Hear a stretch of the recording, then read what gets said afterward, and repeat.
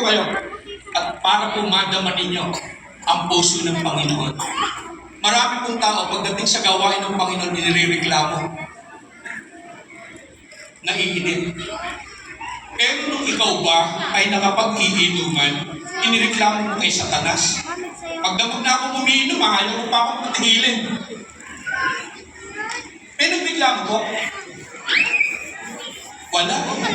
Kaya alam niyo po, pagka po titignan natin yung puso ng Panginoon, alam niyo po, sabihin na natin, nasasaktan eh. Kasi marami pong tao, pagdating po sa salita ng Diyos, wala po silang interes. Yun po ang katotohanan. Kaya nga po, tingnan po ninyo, pagdating po sa gawain ng demonyo, ang tao po, bukas palad, sabi nga, nakapagsasabi pa sila, sige, itodo mo na, ibuhos mo na. Pero pagdating po sa Panginoon, wala po. Sa katunayan nga yan, hello, meron pang nasa gawain ng Panginoon, natutulog eh. Hello, pero pansinin mo, naiinip. Pero nung umiinom, magdamagang umiinom. Hello, hindi po nagre-reklamo. Tingin po kayo sa akin. Sige po. Nung ikaw ay sanlibutan pa, kain po kayo, ilang oras kang nagbibigay sa demonyo? Ilang oras kang nakikipag-inuman? Sumigaw po kayo. Magdamag! Magdamag. Sige po, tingin po kayo sa akin. Kayo po ba'y nakapagbigay na sa Diyos na sinabi mo sa Panginoon, Panginoon! Magdamag na akong nakikinig ah! Yan po ba? Wala, no?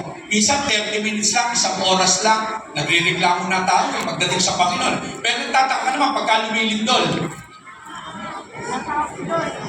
Pagka bumabagyo, si Lord din naman ang tinatawag.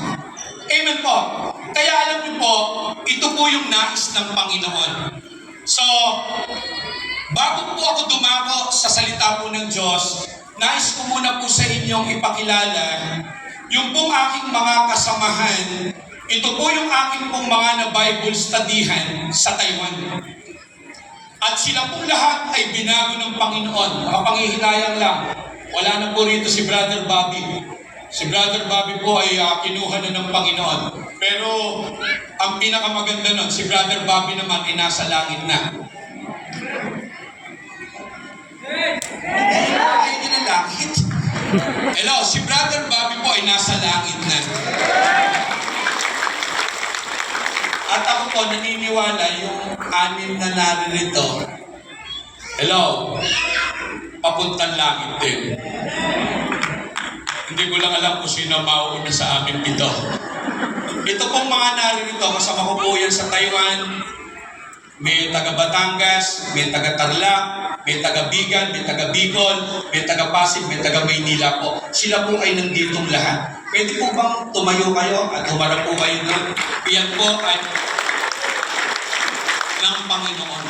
Sige po, thank you po. Ayan, purihin po ang Diyos. So sige po, hayaan niyo po na sa oras po na ito,